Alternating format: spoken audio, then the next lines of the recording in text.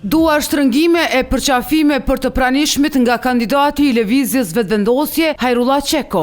Ky i fundit të shtunë mbrëma takoi banorët e lagjës Dardania, i shoqëruar me kolegët e tij partijak, ministra në detyrë.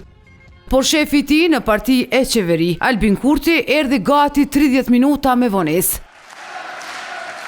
Kurti nuk haron ta përshëndet Qekon e siç duket edhe t'i kërkoi falje. Derisa pretendenti që synon të ja rikthej Prishtinën lëvizjes vetëvendosje, pati ca kritika për qeverisjen aktuale lokale. Ata që u vonuan ta bëjnë gati dhe ta mbushin me ujë pishinën e Gërmisë, u vonuan edhe të lëshojnë zemjet qendrore. Pos kësaj, Hajrullah Qeko theksoi se është fatkeqësi që në këtë vit kryeqyteti përballet me mungesë të ujit të pijës e me probleme të kanalizimit dhe të ngjashme. Platforma Prishtina 2035 është platformë e qytetarëve, sepse hapësira publike i takon qytetarëve, sepse lagjet tona duhet të jenë të jetueshme. Për lagjën Dardania ka një zotim. Totalisht të pamirëmbajtura dhe tashmë të rrezikshme për sigurinë e banorëve dhe trive. Qendra tregtare te Santeja, te Kurrizi, te Posta e Re do të rregullohen, do të rinovohen, do të funksionalizohen. Deputeti dhe kryeministri në detyrë Kurti dha edhe një shembull për elektoratin që sipas tij kështu duhet të jetë një kryetar komune. Qemal Aliu e ka gjetë një qerdhe në shtime, i ka bo 6.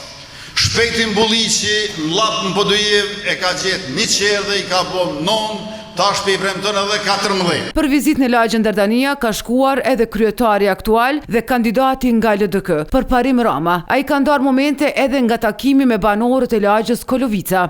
Ndërkaq në njërën nga video të bashkë me ekipin e tij për këtë garë lokale, ka uruar veten dhe Prishtinën për fitore. Prishtina me ftorën! Urive!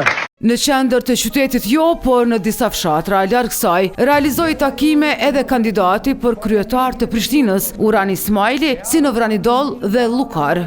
Ai tha se me projekte konkrete dhe investime në rrugë, ndriçim, ujësjellës, shkolla, qerdhe dhe qendra komunitare do të jepin fund epokës së harresës për fshatrat e Prishtinës.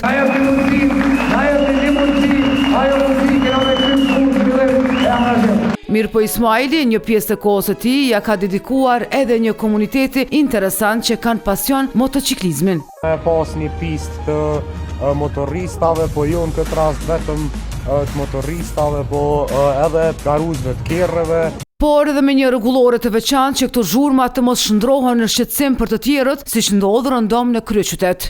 Me pas një rregullore që e rregullon që xhurën bazë praktikave të BE-s. Në këtë garë politike që po dominohet nga burrat, Besa Shahini nga PSD, bashkë me një kandidate të listës së saj për asamble, kanë vizituar Prugovcin për të njohur më mirë me problemet e këtushme. Që rruga ku jemi në atë momentin, tash e 4 vjet është u tentu me u pununtë që me qeni lidhse mes qytetit. Ky fshat që po thonë se ka mbetur i haruar nga komuna, nuk ka as shërbime tjera komunitare bazike. Po këtë, qerdhe dhe kopsh nuk ka. Jo, nuk ka qerdhe dhe që kjo është edhe njëra prej problematikave kryesore.